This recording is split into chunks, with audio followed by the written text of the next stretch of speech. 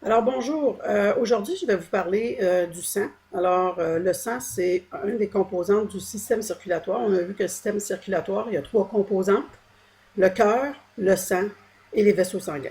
Fait que dans cette leçon ici aujourd'hui, je vais vous parler du sang et sa composition. Alors un humain possède environ entre 5 et 6 litres de sang. Et comme vous le savez, le sang circule toujours à l'intérieur des vaisseaux sanguins. Il est pompé par le cœur. Il sort du cœur par des artères et revient par des veines en passant par des capillaires au niveau des cellules. Alors le sang reste toujours dans ces vaisseaux sanguins-là, puis il est juste continuellement circulé. Alors le sang, lui, est responsable de transporter les gaz. Il dissout les gaz comme l'oxygène et le dioxyde de carbone. Il contient des cellules qui appartiennent au système immunitaire pour nous défendre contre des infections et contre des infections virales ou bactériennes ou autres. Ensuite, il est responsable de transporter des hormones, pas des produire, mais de les transporter. Les hormones sont produites par des glandes et apportées dans le sang à différentes cellules.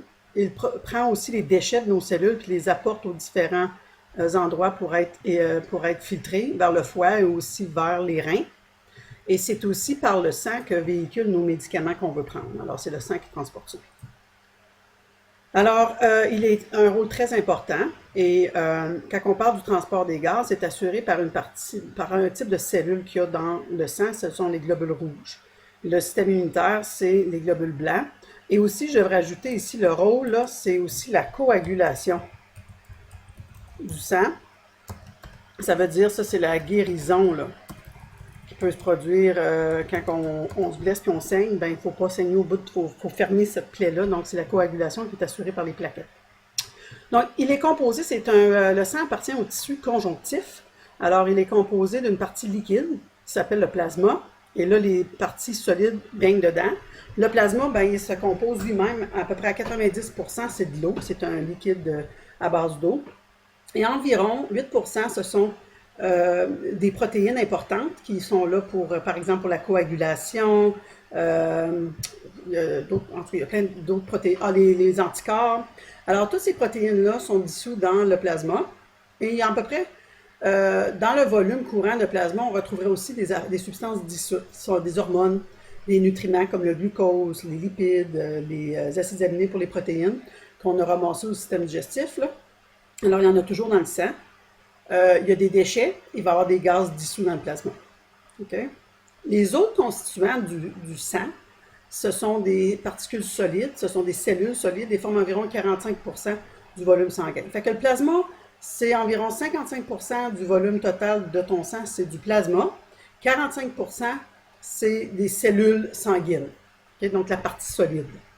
Fait qu'est-ce qui arrive? On peut séparer les parties du sang si on passe ça dans une machine qui s'appelle une centrifugeuse. Ça spinne ça tellement vite qu'on sépare la partie liquide de la partie solide.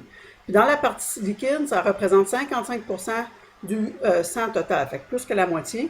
Puis ensuite, on a les 45%, c'est la partie cellulaire. Donc, on a les leucocytes, qui sont les globules blancs, qui est environ 1%, puis les érythrocytes, environ 44%. Okay? Donc, justement, on va parler des différentes cellules du sang. On a les globules rouges. Les globules rouges c'est des petites cellules. Ils n'ont plus de noyau quand elles sont adultes. Ça veut dire quand elles font leur job, ils n'ont plus de noyau. Et on les appelle des érythrocytes. Cyte, ça veut dire cellule, puis érythro, c'est rouge. Okay? Elles sont les plus petites cellules dans le sang, mais les plus abondantes.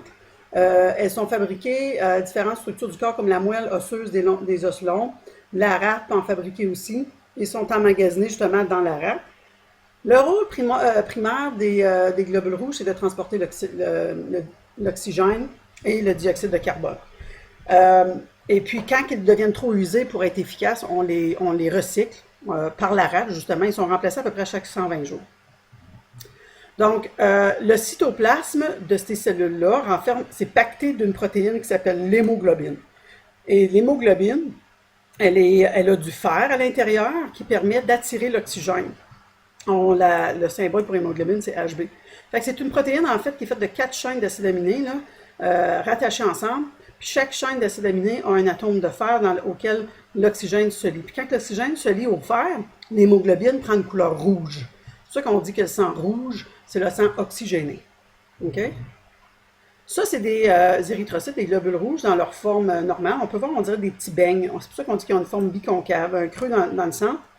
Puis tout le liquide, le cytoplasme, il est chargé de cette protéine. C'est ça, une molécule, c'est de la protéine, c'est l'hémoglobine. Alors, la raison qu'ils sont comme ça, c'est des petites cellules très, très flexibles là, qui permettent de voyager facilement comme dans les capillaires, qui sont des vaisseaux sanguins très petits. Alors, tout notre oxygène se charge là-dessus et est transporté des poumons vers le cœur, puis du cœur vers toutes les cellules de ton corps. L'hémoglobine est aussi capable d'attirer le dioxyde de carbone. Fait que c'est dans les globules rouges qu'on va absorber aussi le dioxyde de carbone.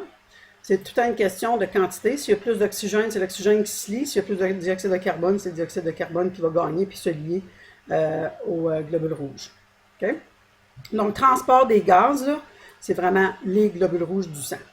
Les globules blancs font rien à peu près 1% du volume sanguin total, puis des fois, ils peuvent en avoir plus quand, on va dire que tu es aux prises avec une infection, ben, le niveau de globules blancs peut augmenter. Fait que souvent, si on veut justement vérifier si quelqu'un est atteint d'une certaine infection bactérienne, on peut prendre une prise de sang, vérifier la quantité de globules blancs.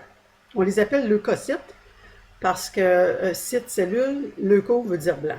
Et eux autres, c'est vraiment la partie du sang qui sont responsables de la défense du corps contre les infections, aussi pour nous protéger contre des infections futures. Notre système immunitaire à long terme est créé par les lymphocytes qu'on voit ici, là, qui produisent des anticorps. Alors, ils sont beaucoup moins nombreux que les globules rouges, mais beaucoup plus gros. Okay? Fait que si on prend un échantillon de sang, on peut facilement reconnaître les globules rouges, les globules blancs, les globules rouges sont gros, comme mauve un peu. Ils sont produits aussi dans la moelle des os, mais aussi par le système lymphatique, les amygdales, le thymus. On a différents tissus qui peuvent produire des globules blancs. Ces cellules-là ont un noyau, comme les globules rouges n'en ont pas. Les autres ont un noyau. Et on en retrouve plusieurs types et ont des jobs différents. Il y en a qui vont s'attaquer directement, comme les macrophages qu'on voit ici. Eux autres vont s'attaquer directement aux bactéries et les manger. Les lymphocytes, eux autres, vont déclencher la production de substances qui vont marquer les cellules infectieuses là, pour les faire détruire. Les neutrophiles, les éosinophiles, basophiles, eux autres vont souvent justement se réunir à un endroit où il y a une infection et créer des réactions où le corps va, par exemple, apporter beaucoup de liquide et tout ça, là, puis augmenter la chaleur. En tout cas, ils font des réactions différentes. Je ne veux pas passer à travers tout ça.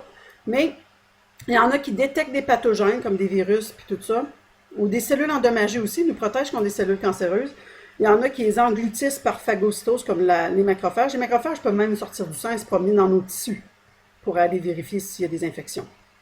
Certains libèrent des anticorps. Les anticorps, c'est des protéines, justement, qui vont rester dans notre plasma pour faire une réaction très rapide si jamais que la même infection revient une deuxième fois. Quand on fait des vaccins, c'est souvent justement pour imiter ça puis faire des anticorps. Il y en a vraiment, on les reconnaît là, par deux grandes catégories. Okay? Les granulocytes, okay? Les agranulocytes. Agranulocytes, c'est qu'on voit des picots à l'intérieur, eux autres ici. Là. Puis les autres n'en ont pas. Okay? Alors, ils sont tous impliqués dans la réponse immunitaire de ton corps. Les plaquettes sont des petits fragments de cellules, okay? Vraiment là, comme ça ici, là, très minuscules, encore plus petits, beaucoup plus petits que les globules rouges. Ce sont des fragments de cellules spécialisées, parties solides quand même dans ton plasma, qui interviennent dans la coagulation du sang, une étape très très importante pour nous empêcher de saigner au bout de notre sang quand on a une petite coupure mineure. Alors, même à l'intérieur du corps, ils font ça, fait qu'ils aident à déclencher la formation d'un caillot de sang pour bloquer justement une blessure. Fait que les plaquettes, ils s'en viennent avec, tu sais, ça c'est le sang, ils voyagent dans un vaisseau sanguin avec les globules rouges et tout ça.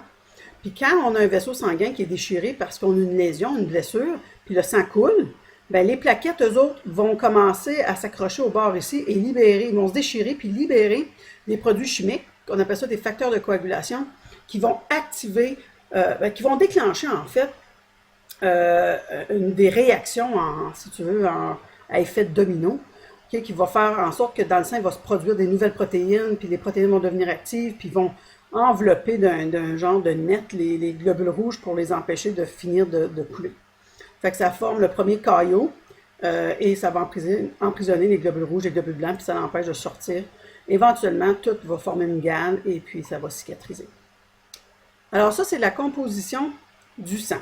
Alors, vous ferez les questions qui accompagnent cette section-là.